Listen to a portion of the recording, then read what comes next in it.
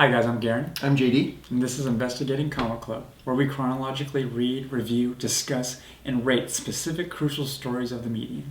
Indeed, and we'd love for you guys to subscribe to become members of Comic Club yourself. Share your opinions of the stories in the comments, and stick around till the end of our discussion for our episodic comic quality poll, as well as after the Misfit Picture Show's logo for any potential bloopers the episode has provided for us. Mm-hmm. Today we are working on Chronological Marvel, number 9. Xmen Children of the Atom by Joe Casey and Steve Rude, along with Paul Smith, Matt Ryan, and Asad Ribic. This is a fun one. I think it's pretty cool. We have our companion series, Marvel's X-Men relaunch by Jonathan Hickman, and this kind of collides with that, which I think is pretty cool. Mm-hmm. So in 1963, can you guess who created the X-Men, Garrett? Not Stanley? Who was it? It's not a trick question. I know, Stanley. There you go, there's one. Another one? Kirby? Yep. Jack Kirby? Last time I asked you that, you seemed like, is this a trick question? No, it's not. It's not a trick question. Stanley and Jack Never Kirby a again. trick question. No, it's funny because Stanley, he had co-created those books already with Jack Kirby. Spider-Man, Iron Man, Fantastic Four, the Hulk, and I believe the Avengers as well. And he had wanted another team book, a superhero team book. But he didn't want to have to create origins for all the characters again. So in his own words, Stanley took the lazy way and decided they were born that way. They're mutants. Hence the birth of mutants in the Marvel Universe. Stanley was lazy. For many, many years, up until the last decade with the Marvel Cinematic Universe, the X-Men were the staple of the Marvel Universe. They were the most popular series. Kind of from the mid to late 80s, all through the 90s, till maybe 2005. Yeah. The X-Men were the most popular books of the Marvel library. So the series started in 1963 and went on until 1970. Issue 66 came out. Sales were so poor that the title was all but canceled. And they became reprints of themselves. So issue 67 is a reprint of an older issue. They stopped producing new material because it wasn't selling well. A gentleman named Roy Thomas and Neil Adams, they're like legends in the business. They had a short, brief run that got some popularity. It's still extremely well regarded, but it was too late. The comic was essentially canceled. Until 1975, Giant Size X-Men number 1 came out, which introduced Wolverine, Colossus, Storm, Nightcrawler, all of these characters into the fold.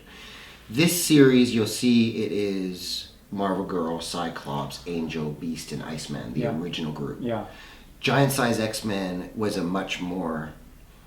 It's like the word diverse is such a word nowadays. But this is 1975, and they made a deliberate choice to make the team more diverse from these Americans. So Colossus came from Russia, Wolverine was Canadian, Storm was from Africa, Nightcrawler was from Germany, Banshee was from Ireland, and Sunfire was from Japan, and Thunderbird was a Native American.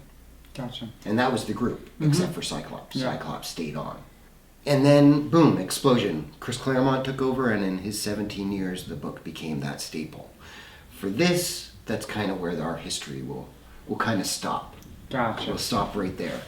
So, Garen, I have, as anybody that knows that's been watching our companion series, Garen is a new reader. He's enjoyed the Marvel staple of characters for many years, but through animation, movies, video games, very rarely comics. So that's kind of, as we started this channel, you're the new reader I'm trying to I'm just proud I got addicted. Stanley and Jack Kirby correct, guys. So, but I've been trying to get this. That was the goal. I was just like, okay, through Garen, I'm going to get him addicted. And then that will hopefully addict new readers that you guys, if you're already addicts, turn it on to a friend. we need to sell more comics. We want to keep the comic book industry alive. It's an amazing medium. We were talking about how depressing it is that Aquaman made $1 billion last year in the movie theater, and the newest issue just sold over 15,000 copies. Like, that's not good enough. Mm-hmm. So we got to do what we can to, if you love the medium, get your friends involved. Yeah. So it's really cool, Garen, your introduction to the X-Men comics has been Deadpool a little bit, but now Jonathan Hickman's relaunch. Yeah. And you got the X-Force Omnibus a few weeks ago and read that. But this is like, classic X-Men. This is the origin of it. Yeah. As like an overview of the issue, how did you feel about it? I had to take myself away from knowing that I have been reading the X-Force. Out of order, I've been reading everything over here. I've been reading Hickman. I've been reading X-Force. I've been reading, So I'm still learning these characters. So reading this in this place in time was cool because I was able to, in a sense, it's been soon enough to where I've started reading. So I can still remember, if I didn't know any of these characters and I were just to pick this up, does it give me enough information? Or am I reading this right now and it is almost nostalgia at this point, even though I've only been barely doing this for, it was very well put together for how, like I said, how when you think of like getting the band back together, this is how getting the band to start, how it's like going around and like when you see like a movie or something like that, it's like, I'm starting a band, we gotta go get our drummer, we gotta go get our, guitar player, our lead singer, our next stop is this, and there was even a scene in there, I think, where Xavier said something like that, we're like, nope, I got somebody, that I'm looking forward to getting, and he... I think you're referring to when he said the importance of Scott. Yeah. That he was really important to his plan. Yeah. He said something like, he's like the linchpin of my plan. Yeah. Yeah. Which I thought was really cool. Joe Casey, the writer of this, I remember when he came on board, and he was actually a fan of comics, that one of my favorite writers, James Robinson, he did Starman. Oh, Starman, I have some tattoos. Oh, yeah.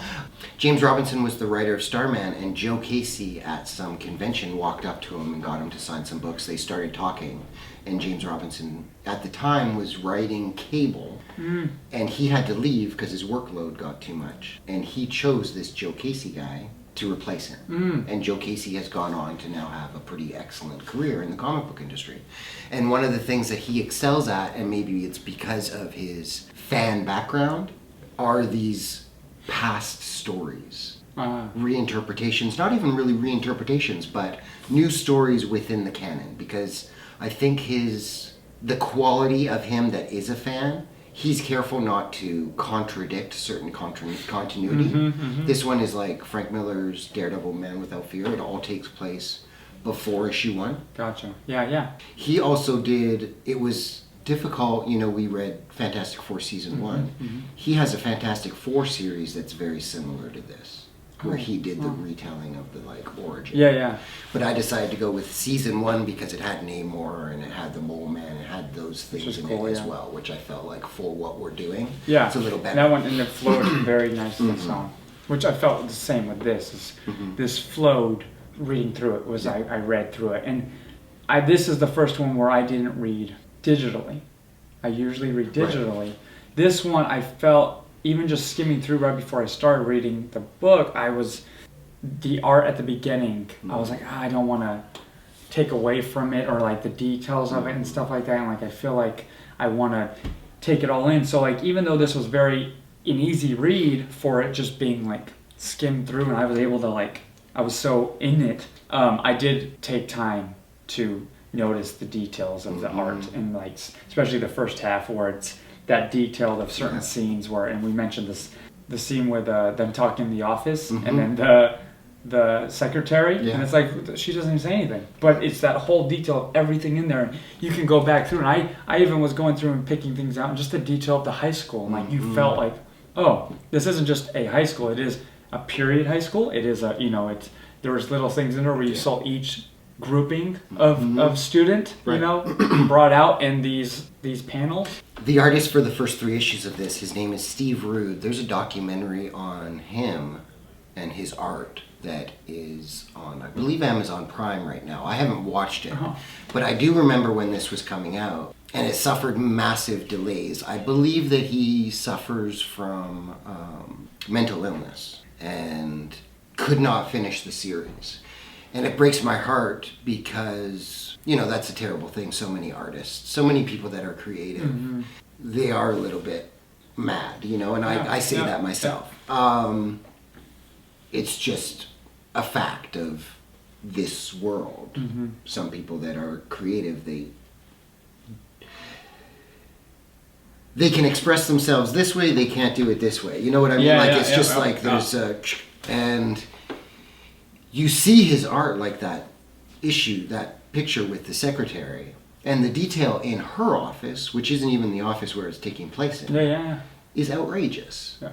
There's Scully and Mulder in the background, there's Skinner, you know, there's all of these extraordinary Easter eggs that this artist put in. It's a thing of absolute exquisite beauty in my mind. It is phenomenally inspiring and intimidating when those first 3 issues. It breaks my heart that he didn't finish it. Nothing against the other artists that follow. Actually, Paul Smith, who does the 4th issue, without him, I may not have been obsessed with Xmen the way I am, because he did a very small run with Chris Claremont. He's one of my favorite. And he even did a prequel to that Starman series I was talking about called The Golden Age with James Robinson. So he's one of my favorite artists. But Steve Rude, if he had finished the series, I think that this series would belong in the Museum of Art. It's so special. But be that as it may, he didn't finish, unfortunately, and I feel like the artists that did finish it did a serviceable job of it. So this series, it came out a year before the first X-Men movie. In that original 6 issues, it came out a year before, and that sequence, even the scene with Professor X and Magneto in the bar, that rings so true for so many of the X-Men movies. It's cool that this series came out before. And kind of rightly so. There's a lot in here. Maybe the script was already written, and he was taking from the script.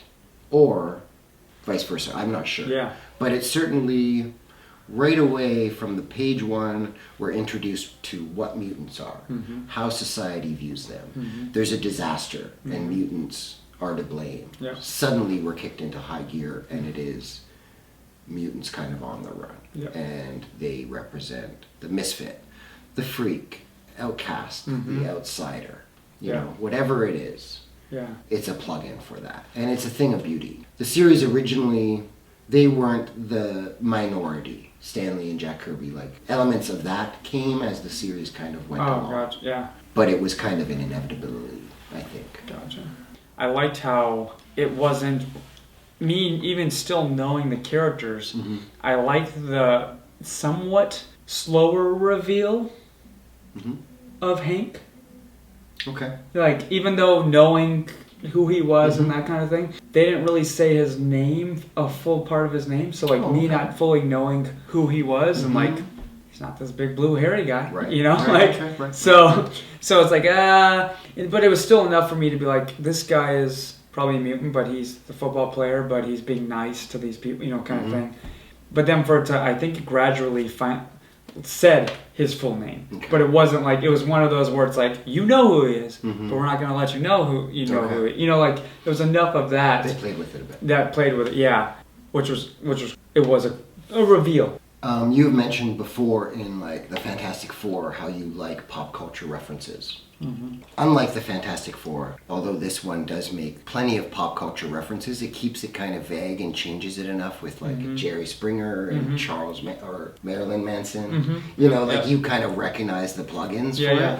And I think because there's always people like that in our society, I feel like making it, this is obviously Oprah Winfrey. But it's not. You know what I mean? I think that works. That's a very excellent way to do it. Bringing Because it would never date. Yeah, bringing media into it. There's always going to be the media. There's always going to be, unfortunately, somebody who the media is trying to persuade you into liking or not liking, depending on the viewpoint. And in this, it is mutants. Yeah. And yeah, so I did like even those panels where each time it came up, and it was like them watching television or, in the different debates and stuff about it.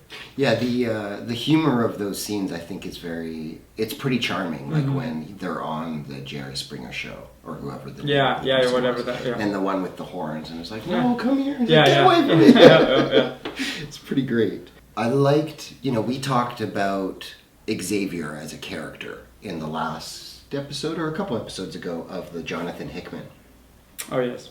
I think Joe Casey understands the character really well. You go from how he talks to the FBI agent, how he talks to Jean's parents, and how he talks to, like, the school principal. Yeah. Like, very, very, it's all the same guy. Yeah. But he's talking to them very, very differently. Yeah. How did you feel about Xavier? Because even though you've been with him kind of in the Hickman stuff, is that him? This is Xavier, probably. Yeah. It really is him. Yeah. How'd you feel? It's the Xavier that I know, from the movies and stuff, where he's very intellectual and knows how to talk to people. He knows, he gets his way, he does talk differently to each person, but it's again, I don't want to say manipulative, but it's like, it's very, he knows how to say what he needs to say. Absolutely. I mean, he can read minds. So Absolutely. I think it is manipulation, because I don't think he's above that. I think that unless he's really pushed into a corner, he will do everything he can to not manipulate with his power. Yeah. But I also think he's got a short temper. When they're talking about Cyclops and his past and him hooking up with this criminal, and the FBI agent says, man, that sucks. Like, that's quite a lot of weight on this kid's shoulder. And Professor X takes it like paranoia speak. Well, what do you think we should do to him? Like, throw him in the jail or this and this and that? And the FBI agent pushes back and says, hold on, man. Learn to recognize the difference between sympathy and paranoia. Yeah. And even after that... you might be able to read minds, but know the difference between them. Especially if you're putting yourself in this position. And even after that, and Professor X recognizes that he's wrong, he doesn't apologize. He just is like, fine. And that is Professor X. Like, he apologized. You were a jerk. Yeah, he's like, oh, you're right, I don't, and it gets the better of him sometimes, and it shows his humanity too. Like, he's flawed. He's flawed. And I thought of that the other day too. With when I read that, I thought of how it's like, oh, he doesn't put those two together. But even us as humans, or just in real life, it's that fine line between is anxious or excited. They're the same emotions. They are the same when you're anxious about something or when you're excited about something. It's the same thing. It's just a matter of the situation at hand, or like or it's the context that it is put in, whether or not anxious or excited. Right. And so him reading their minds, or him hearing about what he went through, or like it's like he might be able to read it, but he's not. It's still jumping to conclusions. Right. So. Yeah. I also almost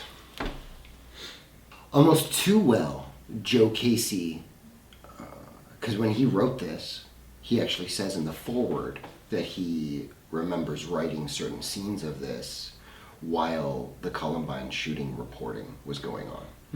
And I think he really nails, those punks in school that are kind of talking big. Yeah, that guy over there, look, you think he's a little bit out there? Yeah, that guy might need a little bit of a smack down. Them talking themselves up to we're looking at them like, you guys are like, I don't mean, like, you guys are losers, you're talking big, you're doing this, you know what I mean? Kind of dismissive, joking about them. And then that progresses to bullying, when they bully physically Bobby in the bathroom. And then with just the wrong type of access or encouragement in the wrong way, access or encouragement, that can so quickly evolve to suddenly they've got guns and they're on top of the roof. Yeah. And that's scary. Mm-hmm. But Joe Casey as a writer handles that progression very well. Mm-hmm. Yeah, as far as it goes, it nailed it with all the high school stuff. You know, like it's what the types of people, what the stuff kids go through. Yeah. And it's very well stated. And it's kind of cool, bittersweet that you said that about the whole Columbine and him writing that, because it makes sense and just shows, like, you know, reading comics, or people who read comics sometimes are very much, they are the outcasts. They are the ones who it's like, I feel like a mutant some days, you know, right, like, of course. So you can relate to those characters, you can relate to these mutants, which is kind of cool how Stan Lee, like you said, didn't want to have the whole origin story, so it's like, nope, they're just born this way. It's like, I'm born a nerd. I'm born a geek. This is stuff I love, you know. Right. He nailed that, and as far as that progression goes, it was like, oh, this escalated just the right pace, because you can see how the bullying can build up and the manipulation. Pretty much what those kids were, with that organization that wants to kill mutants. You know, it's just... You know that if those kids had murdered any of these mutants at any point, they're cut off. Yeah. They don't mean anything to the higher ups. Yeah. You're going to experience a couple more Joe Casey stories in our future episodes of Chronological Marvel. And as I was reading the high school stuff, I thought about Spider-Man Season 1.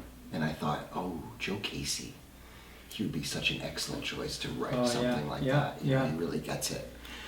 It's a hard one to do, but I think there's... He does it in a real way. You felt the reality of that high school. Reality, and also the reality of immaturity to maturity to adulthood to childhood. All these different layers. I love Scott. He is a natural leader. And there's certain moments where he says certain words that have an impact. And you see even within him, Professor X says, hey, I'm right here, look at me in the eyes. He's so used to He's so used to putting his head down. I mean, he's afraid of looking at everybody because of his eyes. Yeah, you know, but the moment that he's got a cause that's greater than himself. He's like, no, we're doing this. Right. Yep, we are doing this. And people are ready to follow. Yeah. And it's cool, I like no, that. We're going here, we're doing it. And I liked him getting his... He's like, he was going to give you these anyways, so put them on. And, you know, kind of like, it was that cool moment of him getting the glasses. There's something, this is kind of an Easter egg for the future, so I'm not going to get too much into it. But he mentions the orphanage. Yeah. Scott, you know, his parents died in a plane crash, and he mentions an orphanage in Nebraska, and that other students said there was some type of monster in the basement and noises down there, and he started to experience headaches at the orphanage. Then he ran away and hooked up with this Jack A. Winters, who gave him these glasses. Gotcha. It sounds like Jack A. Winters doesn't know much about Scott's powers, but maybe has been told by someone else. Seems like there's another person in there, and I like that. A hint of that is Jack's pseudonym. Gotcha. Okay.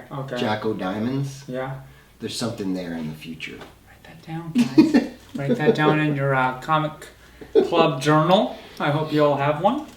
You mentioned Professor X kind of recruiting. Yeah. And was there any specific one that he went to recruit where you felt like for some reason, when he went to get Bobby in the garage, I just felt like this is a piece of history I'm reading. He's recruiting the Xmen. Oh yeah. It felt like important to see Professor X going and recruiting the original student base of the Xmen. No, it felt that's where the whole recruiting came from. It did. It felt like this is. It was. I don't think there was one specifically, but it was cool to see how he went about it for each one, you know. It was cool. It's a good detail to note, whereas Cyclops is considered the first X-Man. Professor X did have a prior relationship with Jean. He had been tutoring her at home. Gotcha, yeah. And had knowledge of her and a friendship beforehand. And it's very clear when she's kidnapped how much Xavier cares about her and loves her. Yeah. To the point where he's all but reckless to get in there. Yeah. You know, he's being a jerk to Fred, again, the FBI agent. Yeah. He's telling the kids, like, you've already, Yeah. you know, delayed me enough. Get out of my way. Yeah, no, it's very demanding, and even with him telling the kids, you know, like, no, you haven't learned enough, you haven't done anything, I have to go do this on my own. Yeah. It was, but then for them to go and prove themselves, kind of wondering too, it go back and forth whether or not some of me thinks Professor Xavier didn't want that to happen, but at the same time, it was very much this is your final test kind of thing, you know, to where it's like... He's not above it. Yeah, he's That's not for above sure. it, yeah. He's like, I have to know that you guys are willing to, when push comes to shove, I'm not going to be the one to tell you. Yeah, your danger room, they don't call it the danger room, but your danger room sequence sucked. Yeah, yeah. And certainly, you know, not confirmed or denied, but certainly worthy of your suspicion. Yeah. Mm-hmm. Yeah. To be like, I don't know, Charles, this worked out pretty well. Yeah, right? For that. For like, oh, I just got the call. He just got, you know, like... And Charles isn't the type of person. He knows better when he's playing a game of chess to not tell the pawns, you guys, you know, he tells them, you shouldn't have done this. Yeah. But making it their own choice, he will never say, well, no, guys, actually, it was my choice. Yeah. No, if it's their choice, they'll get behind it more. Yeah. Mm-hmm. He's not above being like, yeah, you guys can choose to believe. Yeah, yeah. Mm-hmm. One thing I loved that Scott didn't kill Jack O'Diamonds. And this has to do with our House of X, Powers of X. Yeah. This is how I've seen and known Scott. Yeah. This guy's abusing him in the worst ways possible. Every reason Terrifying. why to let it on. Now he finally stands up for himself. 8 out of 10 people would not be able to stop themselves in that moment. And I don't think a court in the country would convict you for going through. Like, wow, how many years did this guy in months did he all this? Yeah. But he gets to that point, and then without Professor X, he stops. He's like, no, I will not allow this. And he literally says, no one can get me to that point. Yeah. Just, And now... That's like, that was... Nowadays... That was almost the win. Companion series. Scott is a very different character. And I don't know how I feel about that. But that goes into the controversy about that character. You see how that is now. Yeah, no, it makes sense. Yeah, it's... Yeah, which I see that knowing this now and putting that together, you see the morals that this Scott it has and what we know now. It's, you know... It makes me a little sad because, again, all of this beauty that you can read into, not all of this is by one writer. This is done over decades. So it's never like this was planned from the beginning. But there are certain mistakes of writers. There are certain qualities that writers have. There are certain moments of brilliance. There are certain blunders that all lead to this character having a history. Yeah. And for me, as a reader, I look at this as Scott lost his parents. He was in an orphanage that was creepy. He ran away from it. He was manipulated by this terrible man to do certain things that beat him and abused him. And then was taken in by Charles, who is like the greatest father figure of all time. But if things go a certain way, you can see Cyclops being the dutiful kind of student of that man. And that power that Professor X has over him is, like, I'm sure all but absolute. Yeah.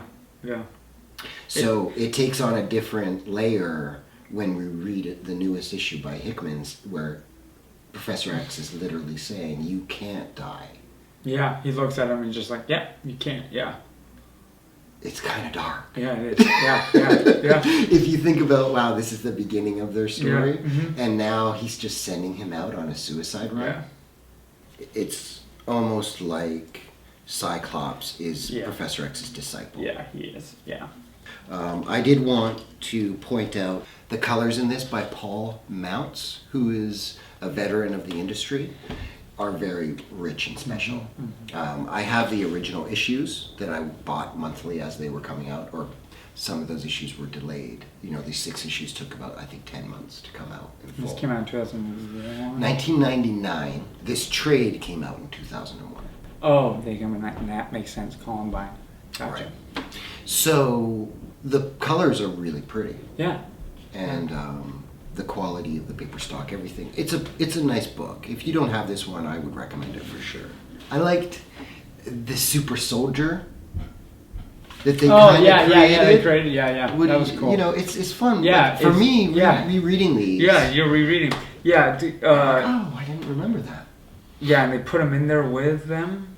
Mm-hmm. These are all different writers. The stories are coming out all over the decades, but we have read The Marvels Project, then we read Weapon X, and now this is kind of, in some ways, the third showing of the government's super soldier kind of program. Yeah. And it's cool to just think, okay, at the beginning in the 40s, it was used to create Captain America. Clearly the government has still been using it. At one point, they went so far as to kidnap mutants, use them and manipulate them, and now to eradicate mutant kind in some ways, they're using the technology they learned off of the mutants to empower themselves to take care of the mutants. You know, you think too much about it, then you start thinking about the Holocaust and how the Nazis were trying to perfect the perfect human, the Uberman. And they were dissecting Jewish people to do that. Yeah, you know, it's funny that you were just thinking that, because you saying that, before you even said that, I was thinking how we haven't even this whole time talked about the bad guy in this whole thing, who in all of this is, in a sense, Hitler. He's Hitler, yeah. You know? So you saying... Even his, like... Yeah, his everything. Like, it's like... Yeah, it's very, you know, political, and they hit it on the head a lot with that with Marvel, and they're not afraid to do social commentary. But then for it to be like, yeah, he's a big part, yeah, it's this, yeah, we're always going to be hated, there's going to be this one person, and then for Magneto just to be like... like... He takes him up into space. Yeah, just like, is this? Drift. Yeah. Just drift. Goodbye. It also really works, obviously, specifically for Magneto. His Jewish and Holocaust backgrounds wasn't revealed, I believe, until Chris Claremont. I believe Claremont created that aspect of Magneto. Gotcha. But regardless of that... Which is a great... It's perfect. It's perfect. Oh, yeah. I didn't know that, which is great. So far I only know that from the movies. Right. Which that's a key thing that I remember when I think of Magneto bad as far as the first ones in my head, but also seeing what kind of created that and being like, well, he's not Holocaust, you know, like what, like. Yeah. Yeah. He's not only a mutant, but he's Jewish in the Holocaust. Like, yeah, and it's not like his grandfather survived the Holocaust. No, it was like he's branded. He was in the camps. Yeah. I love, again, very, very well done with Joe Casey. What he fits in these 6 issues, it doesn't feel packed in. Yeah. It feels paced well. I love that not only do we see Charles recruit these 5 X-Men, we see Magneto trying to recruit, and we see the different ways they go about it. And I think that that's really cool. You know, we're talking about the different sides of Professor X, and like, look how he's talking to the principal compared to the FBI agent. And Magneto just goes in there to Angel like, what are you wasting your time for? Yeah. And I think that that's really cool. It gives me goosebumps. The characters are so brilliant. They will give any writer worth a damn endless, rich stories to tell about them. So we talked about the orphanage mysteries, which I think are pretty cool. We also have Trask and his Sentinel program. Yeah. His prototype kind of shows up, which I think is cool. Again, here's a writer that understands the history and without contradicting anything. Trask Industries. Yeah, it's like a hint of something to come. And also Senator Robert Kelly. Yeah. Because at the very end, like after this guy, I forget what the bad guy's name is. The Hitler stand-in. I think his name started with M. McCrinsky. But once he disappears, they say this up-and-coming Senator Robert Kelly, which Senator Robert Kelly. Yeah. You'll remember him from the movies. From the movies, right? No, that's he's right. a very big character going on. Because wasn't the guy who takes on the sickness. Oh, Scab or something? Scab, yeah. No. Is he in the, or did I... Again, all these things are blending in together. Yeah. But... No, it's interesting because I was surprised that Joe Casey created that character. And he's never been seen again. So he was never seen before or again. He is just a product from this. The whole reason we have the X-Men is because of this unknown character that was only around for this moment in time. And a great character as well. You know, he started as a bad guy. Yeah. He started as one of those kids that didn't understand the consequences of his actions. Yeah. You know, it was probably a game for him. It was more entertaining than video games. Yeah, you know, going to this and it was cool when I saw that because his moment of realization he's one of them. Mm-hmm. It was like, because again, not sure if I'm getting all this from stuff I read or from Hickman stuff, but knowing like the gene almost sometimes activates at puberty. The X gene. X gene activates at puberty. So it's like he's in high school. And it's like, oh, he doesn't realize it. No, I hate all these. Oh, I'm just going with the crowd. I'm isn't going to be like. And then, it hit puberty, which is, oh crap, I'm one of them. You know. No, it's really, really great, and that makes me think about the name X-Men. I couldn't find why Stan Lee named them the X-Men because originally he wanted to call the book The Mutants, but the editor at the time was like, your readers won't know what a mutant is. So X-Men was the name. And Charles Xavier, in the first issue, says that he named them X-Men for the extra human part of them. Gotcha. And later on calls it the X gene. Gotcha. And the X factor within your gene that creates the X-Men. No, it's just crazy that you said that about the X because I think when I first watched the movies, I was like, X-Men. And afterwards, I'm like, oh, of course, X-Men. Xavier. You know, like I was like, that's what I would think of it as. I think most people would, which is why I said that. Yeah. And it would fit his kind of arrogance. Yeah. But it wasn't intended that way. Supposedly. Yeah. But would you believe him? Maybe. A couple things. One, it's funny. I talked about the X-Men probably being my first comic book characters that were an addiction. Gotcha. Yeah. You know, it was like, I cannot wait for the next issue. I have to go back and buy all the back issues I can find. You're experiencing something now that every comic book reader has, every comic book addict has experienced. Because every single reader will discover a character they love at some point of their reading experience, character or characters, and you will come in the midst of a story. It doesn't matter if it's issue 500, it doesn't matter issue 5 or whatever. You will read a certain issue that's part of a larger whole. Yeah. And you will read that and go, I need more. I can't wait for a month for the next issue. Yeah. I'm going to the store and picking up any ones I can.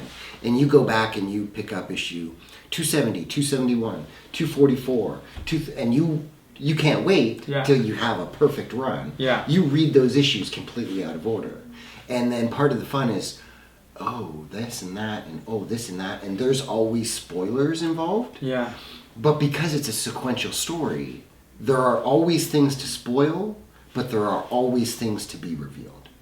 Gotcha. Yeah. Yeah. Do you know what I mean? Yeah, no, for every spoiler there is, yeah. There's just as much another exciting reveal. Yeah. I'm feeling that with, doing the House of X, Powers of X, seeing how that gives me that hype of, oh, I can't wait for next week. But then also with doing the Absolute Carnage stuff right now, where it is some out of order sometimes, but it's like, I don't want to, spoilers. What do you mean? It even says don't read till this one, but that one doesn't come out till next week, you know? But like, do I just wait? Do I just buy it? Do I just put it on my shelf and not read it till finally the end of the month when they're all up to date? And there's no right or wrong answer, because 3 days from now, you could find, I've got 2 hours free. Yeah. It's the middle of the afternoon. It's raining outside. Yeah. It's the perfect, all I want is to read comics. Okay, this is going to be out of order, but I don't care. I'm going to read them and I'm going to enjoy them. Yeah. Or you do wait until the end of the 4 months and everything's out and you read it in the proper order. Just as much as you enjoy that story out of order or waiting for it to be in order, 6 months from now there's going to be another story. Yeah, exactly, yeah. Whether that story is from 6 months from now or from 5 years ago. Yeah. It is what it is. Yeah. And it's just part of the sequential loving medium that has so much to offer. There's so much to offer. Like, and I had that feeling the first time the other day. As far as I have plenty of things to read right now. I mean, I am waiting for Deadpool X-Force Omnibus to come in the mail. but I was thinking, I was like, what else could I read right now? And I've been reading my Turtles, catching up on that stuff. And but it was the first time where I was in my head going, I could go to the comic shop and be like, all right, guys, throw 3 issues of something at me that you think I should read. You know, like, give me something to read. Like, you know, I'll buy whatever you put in front of me right now. And that's a good start for... I want something mystery. I want something that has action. I want this. And usually if you go to any of your comic book shops, they know what they're talking about. And they're going to go, oh, boom, you need this. Issue 1, if you like that, go to this. If you don't like that, you know. But I had it the other day, that feeling of like, no, I do have enough to read here. You don't have to go get more. But at the same time, it was like, you know, to try some of these like independent stories, you know. Yeah, you're going to get there. Yeah. Another thing that's really amazing about this current time of the industry, not only are there always going to be back issues that you can find in the dollar bin or 50-cent bins, there are also these great creations called the trade paperbacks and the hardcovers. You know, back when I first started reading, those were rare. Yeah. Now it's libraries full at every comic book store that's really worth it. Yeah. They have a great collection. So even if you want to go and experience something new, you want more maybe than substantial than just like a single issue for 20 pages. You get a full-ish story. It could be part 1 of 8. Trades, and that's exactly what this Chronological Marvel is. Right. I mean, these are all these trades that is like, oh, perfect. That's the story I need. Cool, I need that. Or like, but it's part of something. Part of something else. Like, if you like that, then you know there's here. But that is what's going to keep you going, which is kind of cool. And we've talked about this as far as with LA Comic-Con coming up. This will be the first time since starting this, you know? I'm excited to watch you. Yeah. This will be the first time after starting this. I mean, we've been to Comic-Con for years now, WonderCon for years now, but this is the first time we're actually, me diving in and actually reading the comics.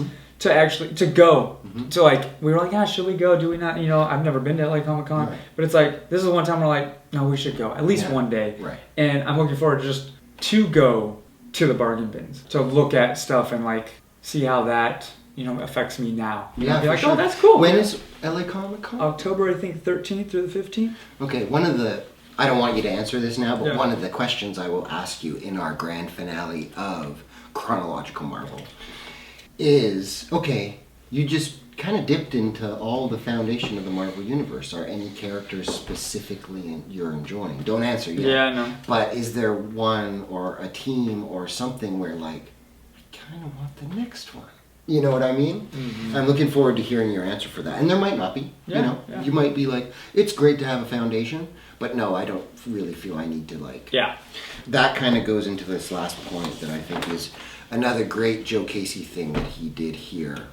So the final panel of this series, it talks about Professor X, the strangest man, and the strangest school, and the strangest students, and all that stuff. Yeah. And Jean is walking up she just got dropped off at the mansion. Yeah. And the 4 guys are in there at the danger room. Yep. So that sequence and those words, that is the first panel of Xmen from 1963. So those words are actually Stan Lee's. Oh, written. That's cool, yeah. And the first issue is literally, if you turned the page from the end of this, you would go directly into X-Men issue 1. Oh, wow. That's cool. And Jean arrives at the door and knocks on it. Oh, that's cool. Well done. And I have never I've read the first issue of X-Men, but I don't... My knowledge of the X-Men is very good, but my reading experience of the X-Men start with Giant Size X-Men #1 and then Chris Claremont forward. But after reading this, I enjoyed this so much, I kind of am feeling maybe I'll get the Stan Lee Jack Kirby Omnibus #1 of X-Men. They're doing such an amazing job. The omnibuses collections are so pretty. And yeah, on the shelf, like, Yeah. They stand next to your collection of Dante's Inferno Yeah. and William Shakespeare's The Complete Works. Like, these are beautiful things that can exist on your bookshelf for a long time, and I'm getting kind of addicted to these books that they do cost quite a bit of money, but there are places that you can get them. Found the right time. So, is it mail time yet? that's, I think, a really great ending to this, and it certainly, for me personally, makes me want to read more X-Men. I hope that you guys enjoyed this one. I love Steve Rude so much. The fact that he only does half of this series and the art is just kind of serviceable by the final issue, I have to give it an A-. If Steve Rude finished this would be my second A+ of our series. But it's a big blow to lose him. But it's still an A-. Like, that is a hell of a grade, and I would give it a high recommendation. What would you give this guy? I give it an A as well. Yes. I give it an A as well, but I almost, if he was back on, I would give it an S, you know. An S for Stan Lee. It's above an A, you know? Give it above an A because you can hand this to somebody who's never heard of the X-Men and give them that. And like, here you go. If you still want to read after this, like you just said, which even adds to it even more, it goes right into the story. So we gave it A's. Pretty much A-, S. We want to know what you guys think on our comic quality poll. Pick A, B, C, D, or F. And let us know what you think. And comment below and have the conversation of what you think about this and how you're enjoying Chronological Marvel so far. So recently, Marvel Cinematic Universe has confirmed the 4th Thor movie. He will be the first character in the Marvel Cinematic Universe to get 4th movie. Ooh, step aside. Yeah, it'll be pretty good. And Jane Foster, Natalie Portman is back. She's going to pick up the hammer. Cool. And next week we've got something fun. Thor First Thunder. So we're going to see how that one goes with the introduction of Thor into the Marvel Universe. I think it's going to be pretty fun. I remember enjoying the read, so I hope that these guys enjoy it too. If you guys know anybody that is new to comics or something like that, you think they might enjoy the series, please spread the word. We'd love to have more members of Comic Club.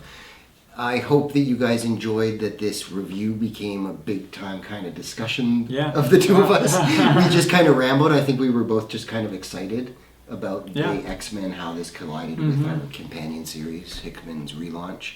Hope you guys enjoyed it. To be continued.